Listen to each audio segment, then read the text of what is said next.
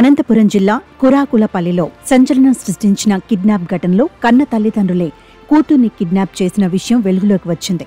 ప్రభుత్వ ఉపాధ్యాయురాలిగా ఉన్న తిరుపతమ్మ అనే యువతిని సొంత కుటుంబ సభ్యులే కిడ్నాప్ చేశారు.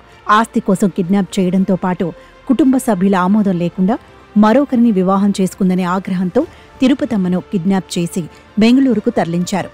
బెంగళూరులోని బంధువుల ఇంట్లో ఉంచారు. తిరుపతమ్మ పేరు మీద ఉన్న ఆస్తులను కుటుంబ సభ్యులపై ట్రాన్స్ఫర్ చేయాలని ఒత్తిడి తీసుకొచ్చారు. ఆస్తులను రాసియ్యకపోతే చంపుతామంటూ కూడా తీవ్ర స్థాయిలో బెదిరింపులకు దిగారు.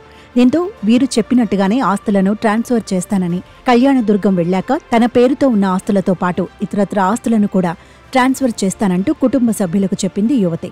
అందులో భాగంగా బెంగళూరు నుంచి కళ్యాణదుర్గంకు తిరుపతమ్మను కుటుంబ సభ్యులు తీసుకువచ్చారు.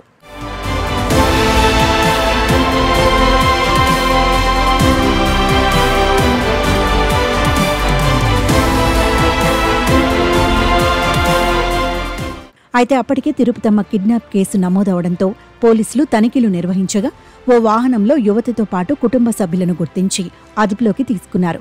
కిడ్నాప్పై పోలీసులు లోతుగా విచారించడంతో కిడ్నాప్ వెనుక ఉన్న తతంగం మొత్తాన్ని కూడా వెలికి తీశారు. తిరుపతమ్మ తల్లిదండ్రులతో పాటు కుటుంబ సభ్యులే ఆస్తి కోసం ఆమెను కిడ్నాప్ చేసినట్లు పోలీసుల విచారణలో బయటపడింది. యువతికి 32 సంవత్సరాలు వచ్చినప్పటికీ తల్లిదండ్రులు పెళ్లి చేయలేదు. కూతురికి పెళ్లి చేస్తే జీవనాధారం పోతుందని భావించిన వారు పెళ్లి చేయకుండా ఇంటి వద్దే ఉంచుకున్నారు.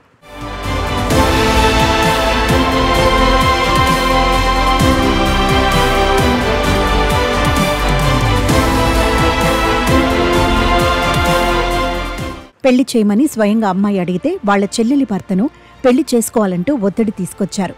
దీంతో తల్లిదండ్రుల ప్రవర్తనతో విసిగిపోయిన సదరు యువతి తనను 20 ఏళ్లుగా ప్రేమిస్తున్న చిన్ననాటి మిత్రుడు తిప్పేస్వామిని పెళ్లి చేసుకుంది. కుమార్తె వివాహ విషయం తెలుసుకున్న తల్లిదండ్రులు ఆమెపై కక్షతో కిడ్నాప్ చేయాలని ప్రణాళిక చేశారు. అనుకున్న ప్రకారం పక్కా పథకంతో కూతుర్ను కిడ్నాప్ చేసి బంధించారు.